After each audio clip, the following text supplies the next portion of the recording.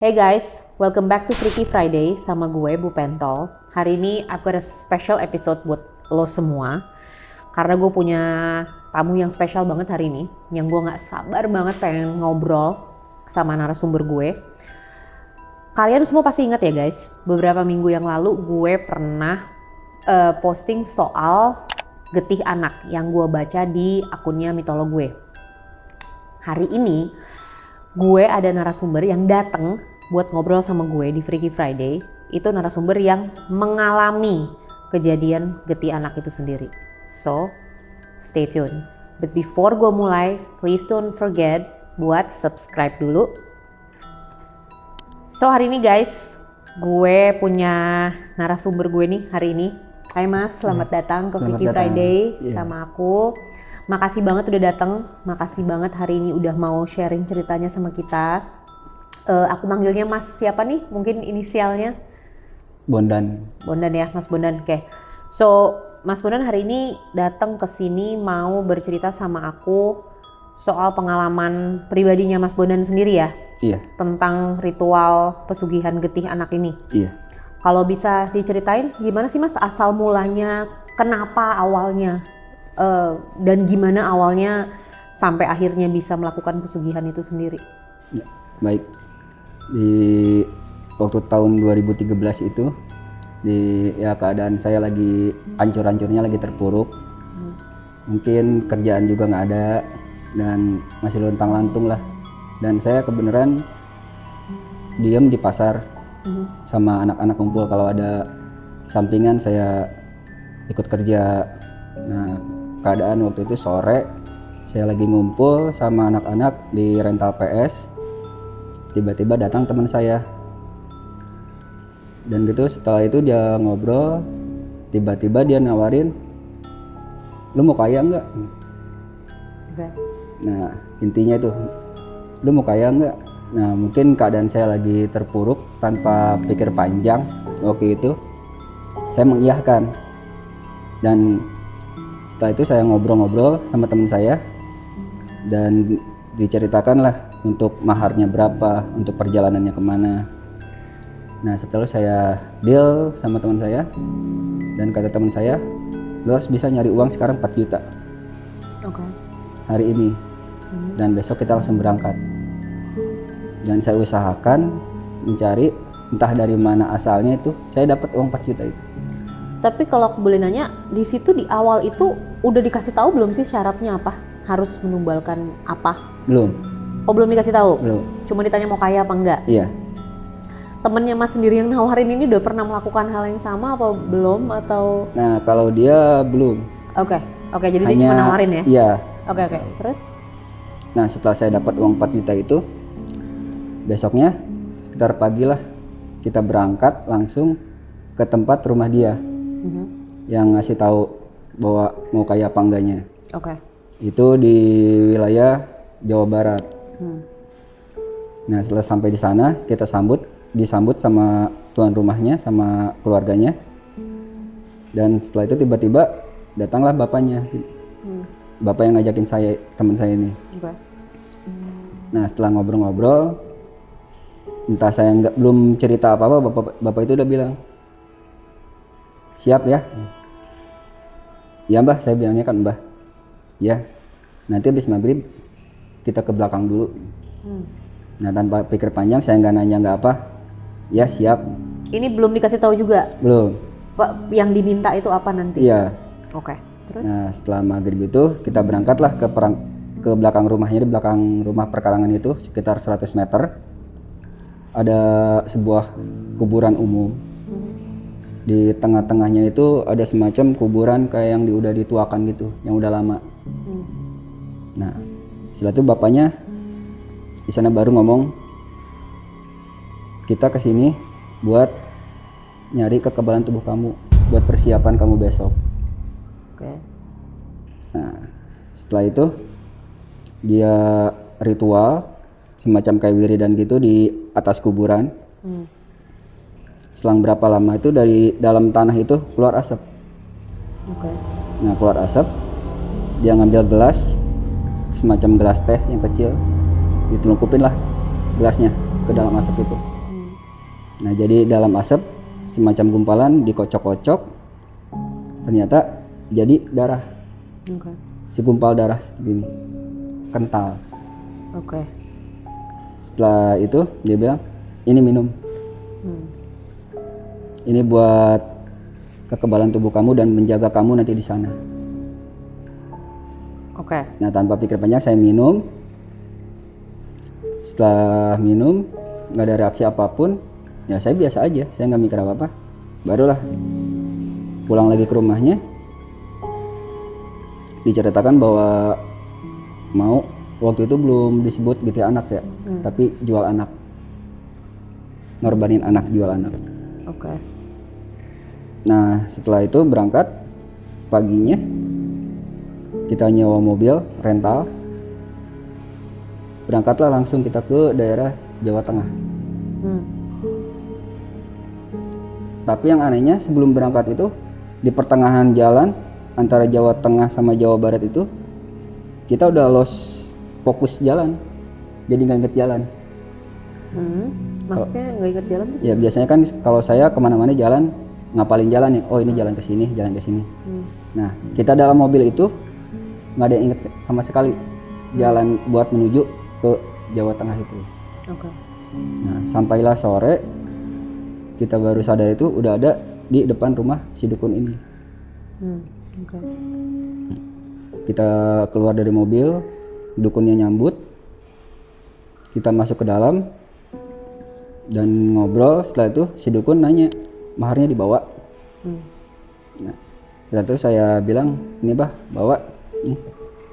Nah setelah saya ngasih uang, si dukun berangkat ke belakang entah kemana, saya nggak tahu. Ternyata dia beli buat sesajen, buat ritual. Uang itu berupa buah-buahan, rokok, buhur, sama semacam buat ritual lah. Datanglah si dukun itu sekitar jam 8-an, saya lupa lagi itu jam 8 jam berapa gitu. Ngobrol di teras rumah sama teman saya juga ada. Dia ngajakin jabat tangan ke saya.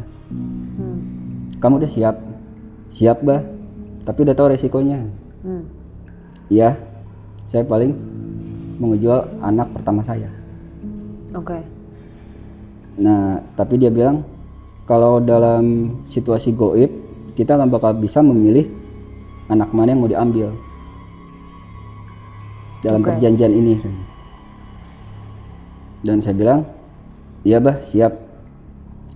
Setelah ijab kabul ketiga, serang beberapa menit, dia ritual membaca kalimat apa gitu dalam bahasa Jawa, kejawen. Saya hafal dikit sih tapinya. Nah setelah nggak lama itu, dari dalam wajan air itu yang dia taburin dengan buhur, keluar juga asap tuh dalam itu tuh. Setelah keluar asap, tangan dia gini, timbullah kayak hologram orang, semacam kayak hologram tapi orang gitu. Oke. Setelah diangkat gini, tiba-tiba ada suara, ayah sakit, ayah sakit, ayah sakit. Bah, kenapa ini anak bungsu saya yang diambil? Ini anak yang saya sayang.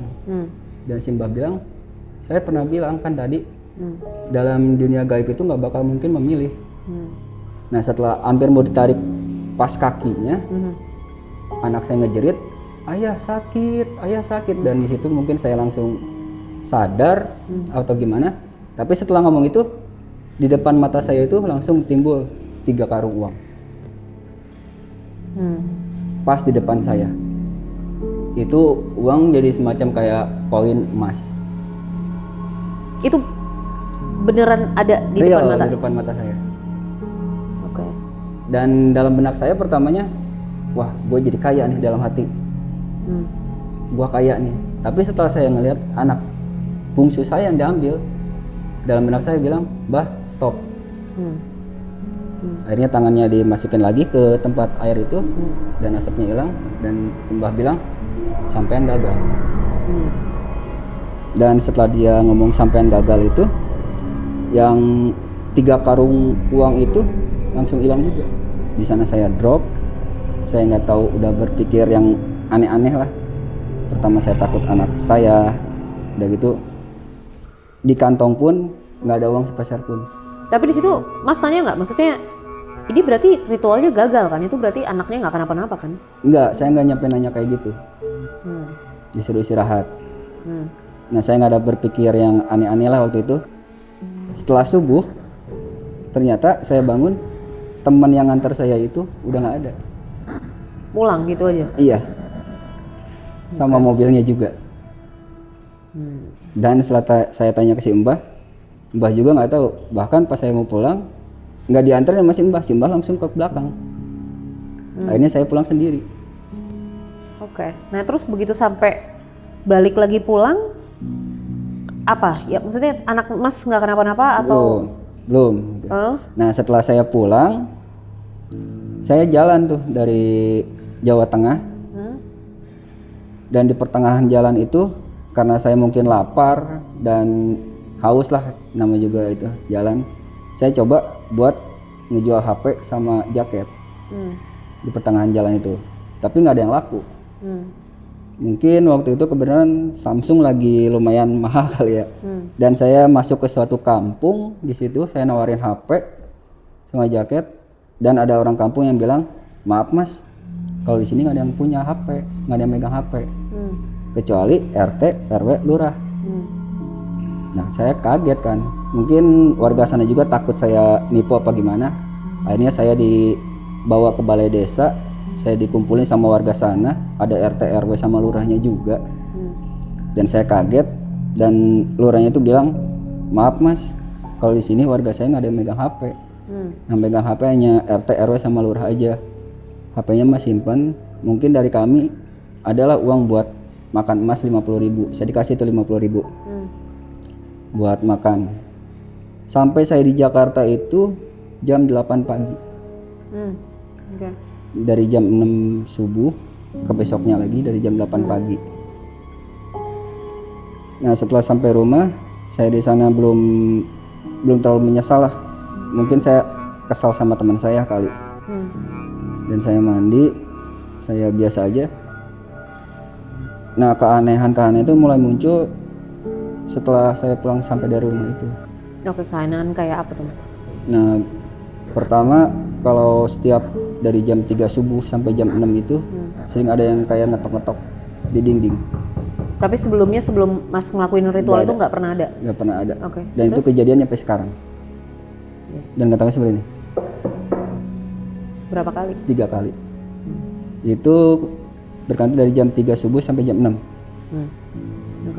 Nah kejadian itu saya nanya ke keluarga yang di rumah, nggak ada yang dengar ternyata. Hanya saya aja. Soalnya setelah saya pulang dari Jawa itu hampir 3 bulan saya nggak pernah tidur malam. Saya bisa tidur tuh dari jam 8 pagi baru bisa tidur. Nah mungkin tuh ke setiap hari saya dengar, keluarga saya nggak dengar, tiba-tiba istri saya yang pertama dengar tuh. Kalau ada yang ngetok-ngetok, kita lihat keluar ternyata nggak ada. Kata mertua, mungkin tuh tikus kali, kalau nggak cicak. Dan pikiran saya, masa cicak bisa kencang gitu ngetoknya. Dan nggak terlalu dipikirkan lah dalam keluarga. Nah setelah itu istri saya pernah lagi duduk deket pintu, di belakang kan WC, jadi ada pintu gitu. Tiba-tiba duduk gini, dia ngebalik gini, langsung istighfar, astagfirullah. Ada orang tinggi gede, semacam genderuwo, tapi kepalanya nggak kelihatan, cuma badannya doang nyampe tiang. Nah setelah itu baru percaya tuh istri, kok tiba-tiba ada kayak gini. Dan di situ pun sikap saya langsung berubah 180 derajat. Berubah gimana? Maksudnya berubah ke keluarga, ke anak-anak juga, ke istri juga? Iya, atau gimana? ke semua. Yang dulunya saya nggak pernah mabok, nggak pernah judi mungkin. Dan sikap saya waktu dulu mabok tiap hari, judi tiap hari, dan di rumah pun marah-marah terus. Kayak panas gitu hawanya? Iya. Dan mungkin istri jenuh atau gimana atas sikap saya, dibawalah saya ke orang yang bisa gitu. Nah sebelum itu saya belum cerita ke istri kalau saya pernah seperti itu. Nah setelah sampai di sana, saya panggilnya Bunda. Baru sampai aja, mungkin Bunda itu udah ngerasa gitu. Ini di Jakarta juga atau? Enggak, di daerah rumah saya. Oh, oke. Nah, Mungkin Bunda juga udah ngerasa kali bahwa dalam tubuh saya kayak gimana. ada yang ngikutin. Iya, Hmm. saya langsung suruh masuk ke kamar. Udah ke kamar dulu aja. Hmm. Duduk, kalau kata kita kayak semacam semedi gitu. Hmm. Nah, saya duduk. Gak lama setelah duduk kayak gini, saya ngadap ke tembok. Hmm. Tiba-tiba muncul cewek Hmm. dari balik dinding itu. Hmm. Mukanya hancur, bau, Hmm. semacam gak berbentuk lah. Saya di situ kaget, langsung keluar. Dan Bunda bilang, "Oh, ini nggak bisa dikeluarin." Waduh. Nah, saya di situ nggak tahu Hmm. dikeluarin apa, Bun. Di badan kamu itu ada 3 sosok. Oke. Sosok pertama itu ular berkepala 3, Oke. Bagaspati. Banaspati. Iya.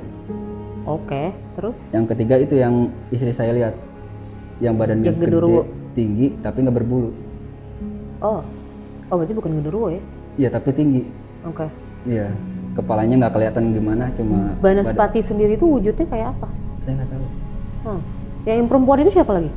Itu saya panggilnya Bunda. Bukan yang perempuan tadi yang mukanya hancur yang. Nah, itu saya nggak tahu, makanya pas saya duduk ngadap tembok, tiba-tiba itu datang depan muka saya Yang nggak bisa dikeluarin itu yang dari badan saya. bukan yang nggak bisa dikeluarin itu yang mana? Kan ada 3. Iya. Nah ini 3-tiganya nggak bisa dikeluarin. Iya.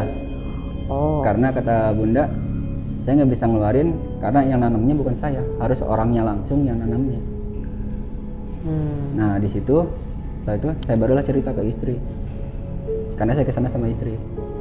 Oke, terpaksa kejujuran itu pun keluar Iya. akhirnya. Oke, terus Dan gimana saya tuh? bilang, ya waktu itu saya pernah ke suatu daerah dan saya melakukan ritual mengikuti anak. Dan di situ istri kaget dan Bunda pun hanya senyum aja. Mungkin karena dia udah tahu apa gimana. Dan kata Bunda, emang siapa yang nanamnya? Saya pikir-pikir lagi, saya nggak pernah nanam, Bun, kata saya. Saya nggak tahu, apalagi kayak gitu saya nggak ngerti. Coba pikir-pikir lagi. Dan saya keingatan, apa mungkin gara-gara saya minum darah? Darah yang dari kuburan Iya. tua itu. Kata Bunda, nah itu bisa jadi. Soalnya ini makhluk nggak bisa dikeluarin kalau nggak sama orangnya sendiri. Dan di sana cuma dikasih semacam susu kantil gitu loh buat saya makan, tapi nggak ada perubahan. Dan saat itu sikap saya masih makin menjadi, ada uang ada apa saya pakai buat mabok, buat judi. Dan itu ada masih saudara sama istri, saya manggilnya Akang. Dibawa saya ke rumahnya dan saya cerita bahwa saya pernah melakukan ritual semacam itu dan di badan saya tuh ada 3 sosok. Saya udah mulai jenuh, saya bilang. Saya pengen ngeluarin itu semua karena ke badan saya pun yang ada jadi makin lemes dan berat badan saya pun hampir 20 kilo gitu. Tapi nggak pernah, kalau itu kan yang Bunda itu kan berarti dia kayak orang pinter ya. Iya. Tapi apa nggak pernah berusaha kayak ke entah itu ke kiai atau ke apa gitu? Belum, itu belum. ada 3 tahap saya ngelakuin itu. Oke. Nah, setelah saya ke rumah Akang itu, saya ceritain, dibawalah saya ke semacam pancuran, dimandiin. Kan disuruh jarah ke wali-wali lah. Nah, setelah dimandiin, digoyor gini, ada suara cewek di atas, ketawa. Setiap goyoran dia pasti ketawa. Dan itu si Akang itu nggak dengar, hanya saya aja. Dan itu kejadian nyampe 7 pancuran. Oke. Dan di situ pun nggak ada sama sekali perubahan. Hanya mungkin saya rada melembek kali dari sikap, dari postur, gerak-gerik saya lah di rumah, nggak terlalu ugal-ugalan lagi. Berarti kan apa yang dimasukin di badan ini cukup Kuat ya? Iya. Oke, terus? Nah, setelah itu saya udah nggak tahu harus kayak gimana. Saya udah mulai jenuh, istri pun udah capek melihat sikap saya ngomong ke mertua. Akhirnya terpaksa. Dan di sana mertua mungkin murka, marah. Ya, saya harus terima. Dan mertua punya solusi, langsung nelpon ke gurunya mertua di daerah Sukabumi. Dan alhamdulillahnya gurunya mau datang ke rumah. Oke. Nah setelah baru masuk pun guru mertua saya tuh udah awalnya beda kalau di rumah itu. Tapi Mungkin ini sampai di posisi itu anak-anak nggak ada yang diganggu ya, tiga-tiganya ya? belum. Oke, terus? Setelah masuk pun langsung panas. Saya belum cerita kemana-mana nih yang soal ini. Setelah masuk, ternyata di sekitar rumah saya itu udah ada yang nanemin kayak semacam harimau putih. Dan di depan itu semacam kayak sama sih kayak harimau putih tapi berbentuk bukan harimau, tapi yang kalau di belakang rumah itu ada harimau putih juga. Oke. Nah itu kaget, mbahnya itu kaget, guru mertua saya kaget. Setelah itu diruqyah lah saya. Pas malam diruqyah, ternyata tanpa saya sadari katanya ada yang megang saya 8 orang pun langsung pada mental semua. Di sana nggak kuat. Setelah keesokan harinya, akhirnya diruqyah kedua kalinya. Setelah diruqyah kedua kalinya, saya nggak tahu berapa orang yang nahan saya, baru bisa keluar 2. Oke. Yang dari badan. Nah setelah itu kata guru mertua saya, kita coba nanti terakhir besok. Untuk ketiga kalinya, Ini yang udah keluar yang mana nih? Ketahuan nggak? yang Ular kah? ular berkepala 3 sama Bagaspati ini. Banaspati. Oke. Iya Banaspati ini. Untuk yang ketiga ini katanya rada ngeyel gitu. Soalnya mungkin emang dari sosok di dalam kuburan itu. Oke. Nah setelah itu ketiga harinya baru bisa dikeluarin. Tapi dia keluar masih mantau saya. Kalau semacam kayak copet, kita lagi gerak ini, dia lagi ngintip di pintu-pintu. Kita lengah, dia masuk lagi. Ya. Akhirnya saya disuruh sholat, disuruh ngaji lah buat lebih mendekatkan gitu. Dan di sana saya coba untuk melakukan itu semua. Tapi tetap aja pikiran saya rada ngeblank, nggak terlalu fokus gimana gitu, nggak kayak biasa. Dan ngaji pun saya udah nggak bisa. Nyampe sekarang. Kayak dibikin lupa gitu ya. Iya. Suka ngerasain ini nggak sih Mas, kayak kalau mau ngaji atau apa tuh kayak ngerasa ngantuk atau? Kalau ngantuk enggak, jadi semacam saya mau ngaji pun nyampe sekarang gemeteran. Oh. Oke. Dan saya ngaji itu jadi yang dulunya saya hafal gitu misalkan itu sekarang jadi terbata-bata. Nyampe sekarang saya nggak bisa. Ya mungkin saya dibilang malu sama anak, malu karena anak saya pinter lah bilangnya, alhamdulillah. Nah setelah itu bisa keluar, saya terus coba buat ngaji, sholat. Istri saya pernah tuh pulang tiba-tiba malam tanpa ngetok rumah, tanpa apa, mungkin karena kebelet kali ya. Buka kunci langsung main buka aja. Ternyata di depan pintu itu kan ada kursi rumah saya, ada yang dudukin semacam cewek cantik. Istri saya kaget, mungkin dia kaget, langsung lari. Si Ceweknya ini, yang dalam rumahnya ini. Oke. Dan setelah itu ditelepon lah ke mertua. Ternyata itu ada yang nunggu di kamar. Penunggunya ternyata. Oke.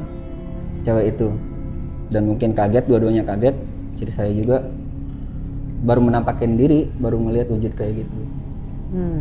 Tapi bukan yang cewek hancur itu Bukan. apa bukan ya? Beda Bukan. lagi. Itu yang ngejaga rumah. Dan keanehannya lagi setelah saya diruqyah, saya sempat kerja. Saya pernah berangkat jam 3 subuh itu. Saya di motor, rumah saya kan jalannya setapak gini. Di sini ada semacam tanah 2. Pas pembelokan, saya semacam Disambut gitu. sosoknya kayak anjing, tapi gede kayak sapi bentuknya, hitam. Oke. Dan dia nggak gerak, hanya nunduk gimana sih kalau ini. Dan saya motor, kaget kan. Tiba-tiba ada sosok gede gitu. Saya ngelewat dan saya nyampe tempat kejadian, nelfon ke mertua, itulah yang mau ngerusak badan kamu lagi. Jadi kayak entitasnya yang datang dan masuk keluar ini kayak beda-beda dan terus ada gitu. Iya. Dan itu pun saya merasakan sampai sekarang. Kayaknya itu. Nah setelah itu gangguan-gangguan seperti itu saya anggap udah nggak aneh lah kata saya. Dan tibalah 3 bulan kemudian pas mau puasa itu saya udah merasa aneh lah dalam firasat saya juga. Tapi saya nggak mikir yang aneh-aneh, cuma kok gua nggak enak badan gini, kenapa? 2 hari sebelum lebaran saya disuruh bantu-bantu di kakak saya di toko. Dan setelah beres tanggal 12 itu saya tiba-tiba dikasih sama kakak uang 500. Nih buat lu, buat anak, kasih. Kok tumben gitu saya. Saya bawa, belum nyampe rumah, saya nyimpang ke warung. Di situ saya tiba-tiba nggak tahu kenapa saya beli rokok yang saya nggak suka. Saya bawa air di motor, saya jalan, tiba-tiba di depan saya ada motor. Saya ke kanan, dia ke kanan, saya ke kiri, dia ke kiri, akhirnya tabrakan. Dan saya di situ mental hampir 100 meter. Dan tiba-tiba setelah saya berdiri, saya masih bisa berdiri, kata saya, pegang tuh orang udah nabrak gua. Saya bilang gitu. Pas saya berdiri langsung bruk jatuh. Ternyata pas saya lihat kaki saya udah nggak ada jarinya 2. Astaga. Jari saya hilang 2. Oke. Dan setelah itu saya langsung dibawa ke rumah sakit. Di rumah sakit saya menggigil, langsung dioperasi hari itu. Soalnya kan belahnya panjang gede segini. Dan ini udah nggak ada 2. Dalam berapa hari saya dirawat, ada yang ngejenguk, cewek, bobo-bobohan. Kata dia, sehat-sehat ya. Ya, saya bilang. Nah setelah itu dia berangkat. Tapi nggak kenal? Nggak sama sekali. Tapi Mas nggak nanya juga siapa gitu? Enggak. Itu soalnya sebentar dia. Oke. Dan saya tanya ke suster, sus, yang jenguk saya tadi mana? Dari tadi saya di sini nggak ada yang ngejenguk, nggak ada yang masuk ke dalam. Tapi buah-buah yang dibawa Ada. Saya nggak percaya kan? Itu ada buah-buahan. Saya nggak lihat mas, dari tadi saya jaga di sini itu nggak ada, kata si mbaknya. Tapi orang yang nabrak Masnya itu Nggak kenapa? sempet ngomong nggak sih, maksudnya entah dia ngelihat sesuatu makanya dia nabrak Mas, atau motornya kenapa kalian sampai akhirnya tabrakan? Itu memang kecelakaan atau memang berhubungan sama goib ini juga sih kira-kira? Dia nggak sempat ke rumah sakit. Mungkin kenapa nggak tahu. Saya di rumah sakit itu 3 hari. Nah saya pulang ke rumah, mungkin karena orang tua minta apa ya namanya, kerugian lah. Datanglah keluarga mereka ke rumah. Nah setelah dia cerita, mas, saya pas bawa motor saya nggak ngeliat ada motor di depan, kata dia. Nah setelah dia sampai rumah dia ngomong tuh, saya pas nabrak itu saya nggak ngeliat apa-apa mas. Saya nggak ngeliat ada motor di depan, tapi kondisi stang saya itu kayak yang ngegerakin. Oke. Nah setelah itu saya nggak percaya, mas kalau nggak percaya boleh lihat motor saya. Nggak ada lecet sama sekali, nggak ada rusak sama sekali, dan badan dia pun masih utuh, nggak ada yang lecet apa-apa. Kayak seakan-akan emang nggak nabrak apapun gitu. Iya, tapi saya nabrak kencang banget dan motor rusak.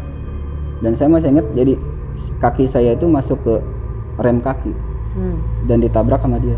Saya langsung mental. Oke. Nah setelah itu dokter bilang, mas ini paling bisa sembuhnya antara 1 tahun 2 tahun biar bisa jalan. Karena mungkin cukup dalam dan gede lah lukanya. Oke. Tapi yang saya nanyain, 6 bulan setelah kejadian itu saya udah bisa pakai sepatu. Dan saya nyobain sama anak-anak main futsal. Bisa lagi? Iya, tapi pakai tongkat. Oke, berarti terus setelah main futsal dengan tongkat itu Nah setelah itu saya lupa lagi bulannya, saya habis pulang dari kerja, saya datang disambutlah sama anak saya yang pertama. Cowok berarti? Iya. Oke. Saya disambut. Yang tadi awalnya mau dikorbanin itu. Iya. Oke. Terus? Setelah itu saya disambut, saya peluk, saya gendong. Gak berapa lama langsung meninggal. Tapi dia sehat-sehat aja, baik-baik aja.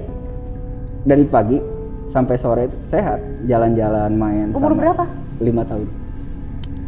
Oke. Nah setelah saya datang, dia nyambut gimana sih kalau nyambut ayah gitu. Heeh. Saya peluk, saya gendong. Setelah di dalam rumah tiba-tiba mukanya tuh hitam kayak mau ngeden gitu, gimana sih kalau buang air besar gitu. Heeh. Langsung tiba-tiba hitam ngeden, dia senyum langsung. Kini saya tidur. Pas saya tidurin, kok nggak ada napasnya kata saya. Nah setelah itu dicobalah dikasihin ke istri sama mertua saya, digini-giniin, mah masih ada juga napasnya kata mertua. Saya coba gendong lagi, ternyata udah nggak ada napas. Astaga.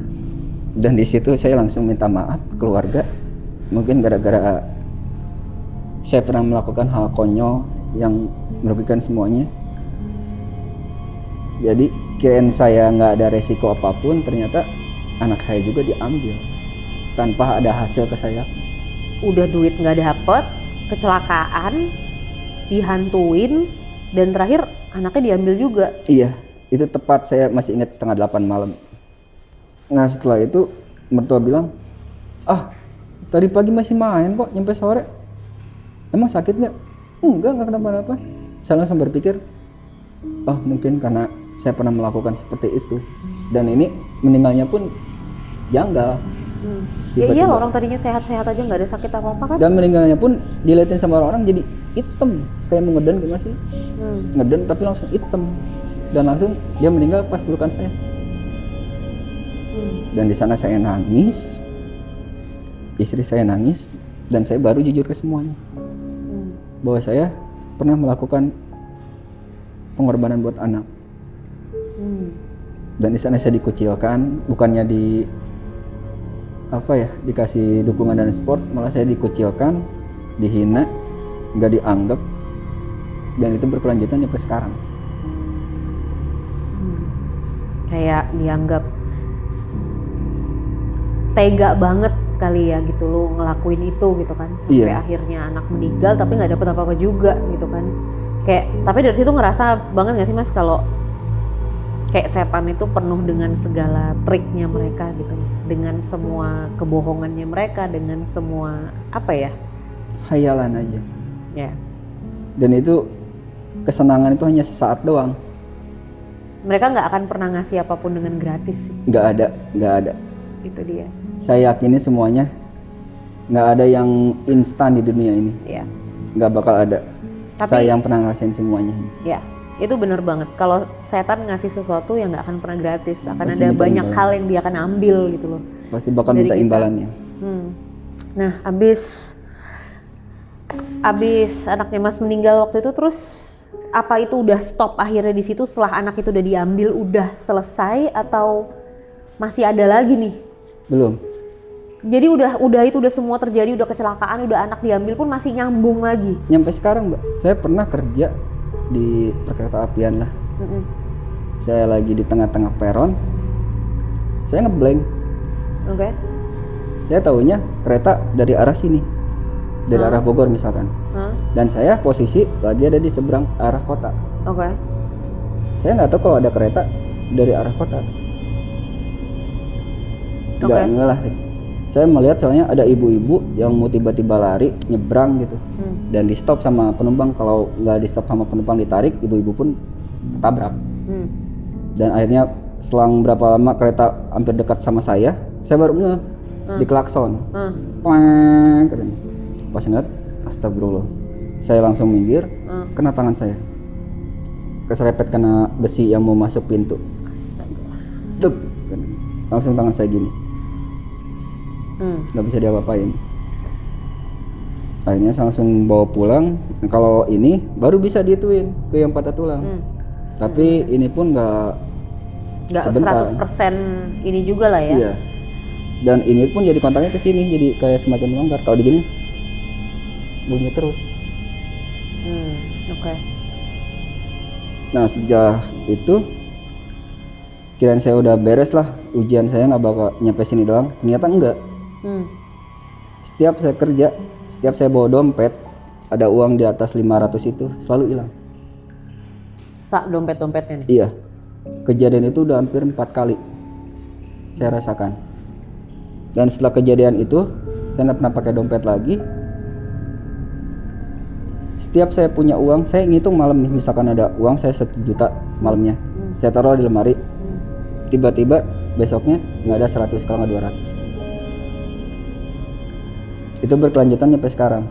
Dan saya pernah ribut sama mertua perempuan saya karena malamnya saya udah hitung, dan mertua perempuan saya pun tahu saya naruhnya di mana. Setelah paginya saya cek lagi, "Mah, kok ini uang nggak ada 100?" Dan mungkin mertua saya merasa dituduh apa gimana, dia marah. Nggak ngerasa apa-apa, nggak tahu soal uang kayak gimana, kata dia. Dan di sana istri saya pun malah ngebela mertua. Dan kata saya, "Ya udah, uang taruh di kamu," ke istri. Saya nggak megang uang, ditaruh sama istri. Dan istri pun pernah melakukannya, jadi dihitunglah malam ada berapa, misalkan saya dapat uang, ditaruh di laci, kalau nggak di mana, pagi itu nggak ada, kalau nggak 1 lembar 2 lembar. Ini berarti dari cewek muka busuk, dari banaspati, dari ular kepala berapa, sampai tuyul kayaknya nih ikutan datang mungkin. Kayak terus ada aja gitu kan yang ngegangguin. Untung mengingatkan, jadi waktu istri saya ke belakang itu semacam jin iprit, bukan tuyul. Jin iprit itu apa tuh? Jin iprit apa ya? Orangnya kayak, kata istri saya, pendek tapi telinganya panjang. Oh, oke, tahu yang Ya, telinganya. ininya lancip. Iya. Nah, istri saya melihat itu. Iya, itu kan yang suka nyolongin duit tuh. Nah, itu kurang tahu. Dan pernah saya pingsan, dan setelah saya diobatin katanya yang melakukan ini semua atas kehendak gua. Kalau dalam bahasa saya ya. Kata pas saya nggak sadar diri, uang-uang yang sering lain itu diambil sama gua. Nah, setelah itu pihak keluarga saya barulah tahu. Ternyata uang yang selama ini saya hilang, saya minjem uang kemana-mana jadi nggak tentu arahnya, ya ternyata sebagian diambil pun ke alam gaib. Dan ternyata saya baru tahu alam gaib itu bukan ngambil uang, jadi dia ngambilnya berupa emas, dikumpulin jadi emas. Kalau ada emas di mana-mana, masukin sama dia. Oke. Itu berkelanjutan sampai sekarang. Tapi hal apa lagi sih maksudnya?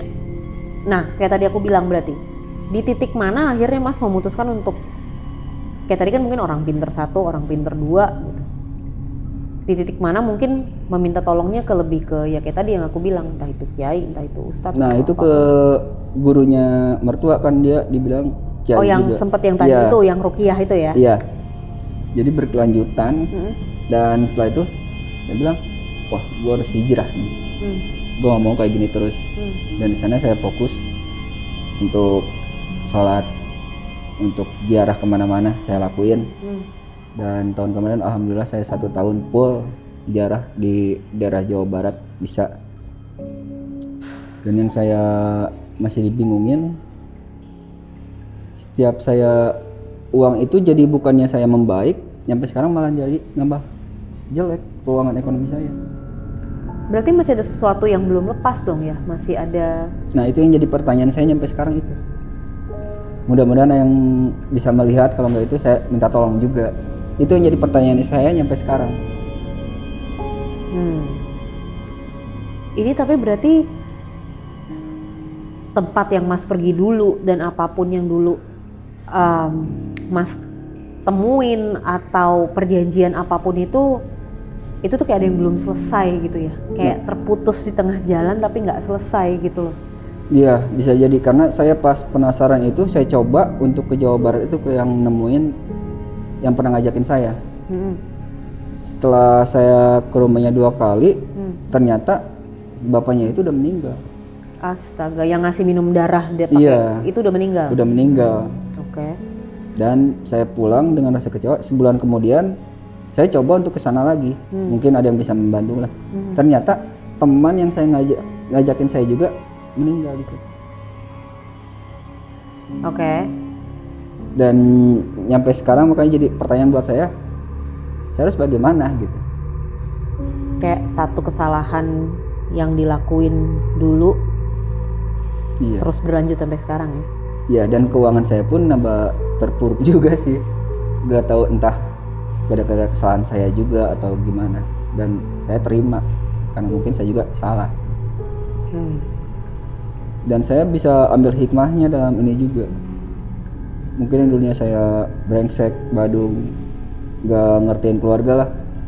Dan alhamdulillah biarpun saya sekarang udah dihina sama orang, dicaci maki dan gak dianggap, saya tetap bisa sabar melalui ini semua. Dan saya percaya kalau Allah tuh gak pernah tidur, pasti ada jalannya. Mas tuh mungkin jadi kayak ini gak sih kalau buat aku ya, kayak jadi saksi buat orang-orang di luar sana yang nonton ini, jangan berurusan sama yang namanya ilmu hitam, pesugihan, santet, apapun itu gitu loh. Mas tuh kayak saksi hidupnya sih. Jangan pernah berurusan sama hal-hal seperti Karena itu. bertampak sendiri ke diri kita juga. Iya. Dan kalau dari yang aku tahu dan aku yang pelajarin dari ini juga, mudah-mudahan tidak, tapi kadang-kadang dia akan kayak menurun gitu loh. Akan mudah-mudahan enggak gitu, tapi dari ya even dari ceritaku sendiri gitu yang memang aku juga sering sharing di channelku ini, apa yang dilakukan dulu gitu, mungkin sama keluargaku yang dulu atau apa, itu aku masih membayar gitu loh. Karena di badan aku pernah sharing tuh beberapa minggu yang lalu, apa yang dulu pernah dilakukan sama keluargaku sempat memang menempel di badan aku dan itu cukup lama gitu loh. Karena dia akan nyari tempat untuk loncat lagi gitu. Dan untungnya yang di badanku udah lepas. Untungnya tuh udah lepas gitu, udah keluar gitu loh. Biarpun kayak kata Mas tadi, dia masih ngintai. Iya. Kalau ada kesempatan untuk masuk, dia akan masuk gitu loh. Tapi dia masih ngintai. Masih. Ya aku sih berharap ya satu itu ya buat yang nonton tahu, dan ini bukan hal sepele, bukan hal yang apa ya, ini sesuatu yang serius sih gitu, untuk sesuatu yang kayak nggak worth it banget, nggak sepadan banget buat dilakuin gitu. Dan ya aku sih berharap Mas bisa dapet cara untuk bisa ngelepasin ini sih. Amin. Dari badannya Mas, karena aku percaya mau setan sehebat apapun juga ya serahlah, setannya mau marah sama gue kali ya, mau sehebat apapun setan, Tuhan sih lebih hebat sih gitu loh.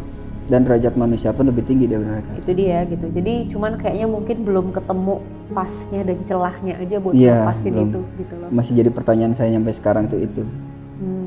Oke. Well, makasih banget sih Mas sudah sharing sama kita semua hari ini. Makasih banget udah datang ke sini. Dan guys, thanks for watching, dan jangan lupa lagi gue ingetin kalian, no pesugihan, no santet, no yang macem-macem. Kalau nggak mau, kalian tuh bisa kena bad luck sampai entah kapan tahu. Oke, dan gue harap kalian bisa ngambil sesuatu dari cerita hari ini. Please don't forget to like and subscribe. Dan gue akan ketemu lagi sama kalian minggu depan dengan cerita yang baru lagi, yang lebih seru lagi. Take care guys, and I'll see you next week. Bye.